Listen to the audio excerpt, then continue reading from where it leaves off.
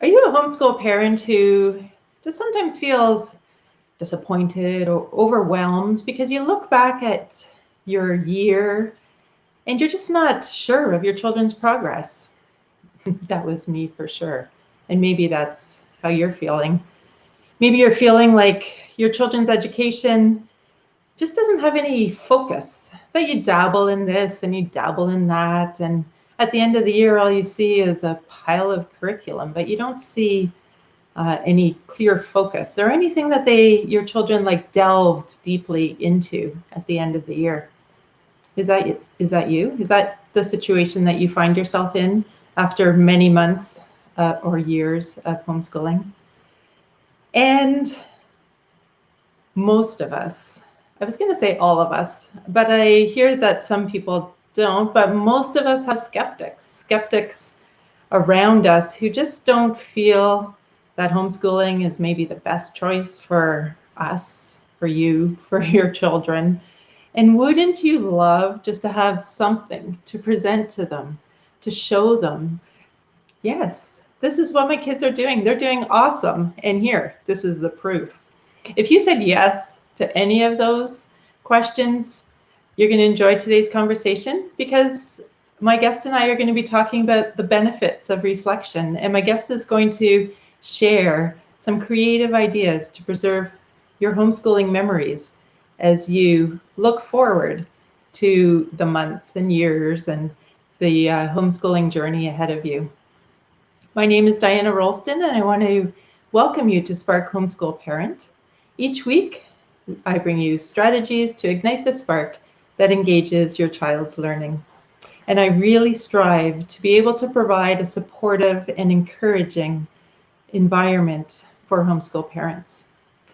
So I want to welcome you, whether you are just thinking of homeschooling and you're just popping in to learn a little bit more about homeschooling as you sort of explore, and maybe this is an opportunity for you, a chance for you to educate your children at home. I want to welcome you. Some of you find yourself homeschooling for the last 2 years. Wasn't a choice that you originally thought you'd be making, but a huge welcome to you. It's not easy, and especially if it wasn't in your plans, but welcome and congratulations for choosing what may be the best choice for you and for your children. And then there's some of you who have been homeschooling for quite a few years that I recognize from my days of homeschooling. And you just have younger children, so you've been homeschooling for many years now. Welcome to you also. This conversation today will be for you if you just feel discouraged sometimes because you don't see that progress that you were really expecting, or you don't perceive that there's been progress over the last few weeks, months, or the year that you have been homeschooling your children. You can enjoy today's conversation. If you feel like your children's education is lacking that focus, you dabble here and there, but you don't see a thread, a connecting thread that brings everything in focus and clear to you as to what they've been learning this year. And then, like I said, those skeptics, this conversation is for you. If you would just like to have that something to show them that, yes, my children are doing well and I'm doing well, and this is what they're learning. My guest is going to be sharing some creative ideas to help you in those areas. This again is Spark Homeschool Parent, and as you're coming on, joining us, please say hi, send a quick note, or if you're watching the replay, do that also. I'd love to hear where you're tuning in from and how you connect with this topic. I'm Diana Rolston, and again, today's conversation is the benefits of reflection, and my guest today is going to be sharing some creative ideas to preserve those homeschooling memories as you look and as you plan and forward into the future, making those goals for your children. I have the pleasure of welcoming my guest and the privilege of talking with her. She's a mom of 2 homeschool graduates. Will is now in college in the US, and Hosanna is in high school. She's now living in Mount Pleasant, Texas, with her husband and her dog Buddy. She loves to write and to read, and she shares these passions as a homeschool English teacher. She's also an epicure host who loves to show her love by providing amazing meals for her guests. No doubt she has a cup of tea by her side right now, and I'd love to introduce Rachel Halldorson. Let me bring her in here. Hey, Rachel. Hello. Rachel and I had the opportunity to homeschool alongside each other for many years when Rachel was living up here in the Great White North. I introduced briefly your two children. Maybe you can give us an update on what they're up to. Yeah, well, I homeschooled both the kids up until high school. And so, 8th grade was the last year, and then they went off and went to a religious boarding school. So something completely different. But Will is a senior. He graduates this year at Martin Luther College in New Ulm, Minnesota, where he will be graduating with a double major in ancient languages and theology. And he has plans to put off seminary for now and go active duty in the U.S. Army. So that's exciting. And then is, we call them sophomores, 10th grade in high school in Wisconsin. And she's doing great. She's having the time of her life. That's great to hear. Yeah, it is. Yeah. Rachel, you are one of those, I hope I've shared this with you before, but you have always been one of those wise people in my life. We had an opportunity when we were homeschooling to share some of our struggles, to share many of our successes. And that was a topic of my conversation in the Facebook Live last week, just the importance of having at least one person to confide in, to connect with, sharing those successes, but also those struggles. So thanks for doing that. Likewise.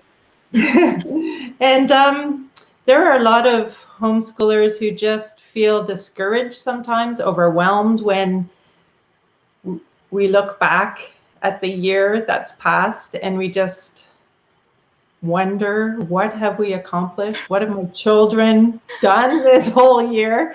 And you have some really, you have a creative idea on how to preserve those memories. Can you share that with us? Yeah, absolutely. So it's not the end of the year yet. So there's still time to do this for this year, which is great that you're doing it now. But I started at one point scrapbooking on, I used Shutterfly. So at the end of every school year, usually then when I got to June or July, I'd try to do it right away before I forgot. I would put together a Shutterfly online scrapbook of that school year. And that would force me to go back and find all the photos that I took and then put them together in a way that that makes sense in the scrapbook. And what that did for me, and I didn't plan on it, but what that ended up doing for me is it made me realize so often we get to the end of the school year and we're all exhausted, parents and kids alike, and wondering, like you said, what the heck just happened? Like, did we even do anything? And and so many times I felt that way. And when I did the act of putting the scrapbook together, it blew me away how much we did. It got me so excited, and I felt so blessed to have been able to give my kids an amazing experience that I wouldn't have been able to do otherwise had they been in a brick and mortar school. And interesting that before you went through that process, you were questioning what you had done. Absolutely, which is insane. But I think we're all like that. I just got caught up in the emotion and individual moments, and I failed to see the big picture. I think that's what the scrapbooks do. They give the big picture, just snapshots of the year. And And then I look back on it now. This gave me a great opportunity to look back on them. 15 years of homeschooling for me. And each year had such personality. And I'm so glad I wrote it down and took the pictures. And, some of my early scrapbooks were before the smartphone. So I actually had to haul my camera around. And I'm glad I made the effort. It was really worth it. And like you say, yeah, now it's even easier when we have our phone with us to just take the pictures. Stop for just a brief moment. Yes. And I got to the point too where I was taking, one might think odd pictures, but for instance, one of my favorite homeschool covers, if I could share this with you, is right here. And we did a lot of sunlight homeschool. So we read a lot of books, and every year had, was a different theme, like ancient history or what was American. We did 2 years of American history. Eastern Hemisphere was one of my favorite. Well, they were all one of my favorites, if I'm going to be honest. But I took a picture of the books. These were the books that we read that year because we are such book lovers. And that just became, that was the heart of our school year that year. So I love looking at this and saying, oh, that's the year that we read, Calico Bush or Carry On Mr. Bowditch or, all these favorites. And so every year I would take pictures of our schoolroom, because I would change it up every year, sometimes more for my benefit than the kids, just to look at something different. But I would add different elements every year just as a fresh perspective for all of us. Take a picture of our desk, what an everyday desk, looked like that year. And our back to school photos, I always tried to make sure that if our back to school photos weren't taken by someone else, I was doing the taking. And so incorporating any field trip we would go on, any, even a mundane, we're painting today. Well, I could forget to get my camera out, but I tried to remember, and then I could put it in here, and it meant something. So. And I think also for us, for sure, as we reflect at the end of the year and make plans for the year to come. But so many times I have said to my children over the last few years, remember when we whatever, and they have no recollection, or they claim to have no recollection. But if I had done my scrapbook, I could show them. Yes, I have proof. See, we did. You did and you do had that. Fun. Yeah. You had also shared that you noticed threads throughout the year, whether it was intentional or not. There was one year we were homeschooling at the time. There was a Winter Olympics. And I had found that was the year that we really focused on different countries and flags and geography and culture, which was just the outcome of watching the Olympics and using the Olympics as a focus. And remember, your son and two of my boys had a Lego robotics competition, which was also with the theme of the Olympics. And I just came across that picture lately with their toque and their goggles and winter sports. And then you were sharing earlier this week about a thread that you found one year.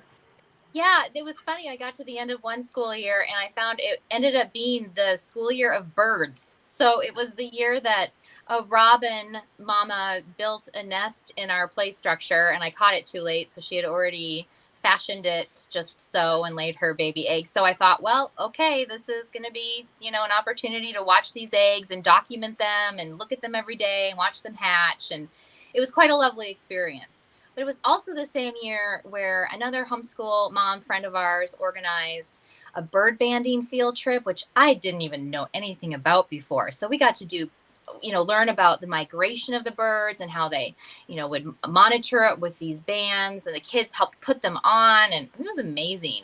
And that was a great time. Mom that year had organized another field trip with like a first aid bird, I don't even remember, hospital kind of thing. We went to that. And so it ended up being this year of birds that, I'd like to say I planned thoughtfully at the start of the year.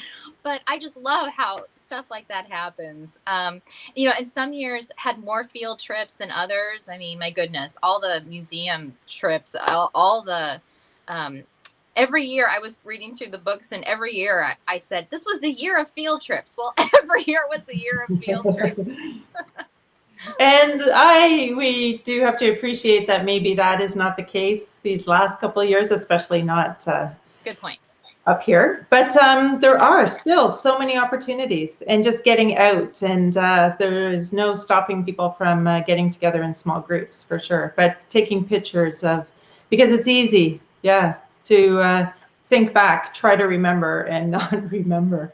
It's also an opportunity when we're reflecting to be grateful. It's not boastful or prideful, but to be grateful for the opportunities that we were able to have. And then to use that as a chance to reflect and think over, and just be encouragement as we move on and make adjustments. I mean, not everything is all wonderful, and I don't know if you just omitted some pictures or you put some of those in there also. Oh, yeah. But it's good for us to, use those to make adjustments as we move forward. Yes, that was another thing that occurred to me as I was looking through them, that it helped me see again the big picture. And we always tried, my husband and I tried really hard as we were planning our year to find that balance of not just academics, but are we balancing their time with nurturing them spiritually, and then are we balancing our time with them being in activities, exercise, and then what about art and music? And so always trying to find that balance, and sometimes we're better than others, and but it also helped me have perspective then going into the new year. So all that was fresh in my mind, and I could see what worked and what didn't, and that went right into the planning for the following school year. Yeah, and I'm looking forward to talking to you again about that planning and setting those goals. We'll do that again in April. There was something else that you did that was really exciting. I was saying in my intro there that we all have skeptics about our homeschooling, if it's the best thing for our family, if it's the best thing for our children. And you have something that helped with that I'm sure people would like to see. Sometimes, quite frankly, I was the skeptic. So sometimes it was just very true. So I even think I got this at one of our homeschool meetings, this idea. So, I mean, I'm not making this up, but I just grabbed a 3-ring binder. I probably started this more middle school, in the years before they went to high school, when it did get a bit more academic and they were in more, I don't know, rigorous things. But I made this up. This one was Will's, and just a regular 3-ring binder, and he would take violin lessons. So I don't know where this came from, but I must have put that in the beginning. And then I just added throughout the year. I didn't wait until the end of the year. This was something that I did throughout the year when he would get an award for something, or you get different congratulations, whether it was musical or he took the SHEP courses, so that he would get science and history enrichment certificates through that. Just proud accomplishments. Maybe one of his really better papers that he wrote, maybe a really good grade on a math test. Just the best of that year, and that would be what we would show off. And again, maybe it was for my own, this is legit. We did this, but then it was also something we could share with, with grandma and grandpa or whoever was interested. So. Yeah, interesting. This is legit, and my kids actually are thriving. Yes. Yeah. And next month, I'll be talking a little bit more about high school and preparing our children for sort of the next step, and how important that is when we're putting together high school transcripts. Sure. And just to remind us, yeah. And again, not pridefully. Well, we are proud of our children for sure, but not in a vain, but in a, yeah, this is going well. Yeah. We're going to keep it up. And again, yeah, something to reflect on, to make adjustments to our next year and as we move forward. Yeah. I want to thank you, Rachel. This has My been great. pleasure. It's awesome to see you again. And I'm Aw, looking forward to when you are joining us again in April, when we'll be revisiting our month on purpose. sounds Sorry, good. not on purpose, but the month with regards to purpose. Gotcha. So thank you. And I want to thank you for joining me on Spark Homeschool Parent. Our commitment is to equip you with the skills and the mindset to navigate through the ever-changing homeschool journey. If you're looking for a community of encouragement, join us if you haven't already at Spark Homeschool Parent, and that's a Facebook group. I'm going to be here every Friday at 1 p.m. Eastern Standard Time. For Rachel, I think we're at 12 Central Time. Next week, we're going to be talking about self-care. It's a little bit of a buzzword right now, but I'm going to be interviewing a great friend of mine, Virginia Dawson. She has a really engaging story and lots to share. We're going to be talking about when caring for self is not selfish, a case for self-care. And I'm really excited about an upcoming webinar on February the 12th. So keep an eye out for that in our Facebook group, Spark Homeschool Parent. And that's going to be on how to educate joyful children with a spark for learning. And in the meantime, remember that as a homeschool parent, you can ignite the spark that engages your children's learning.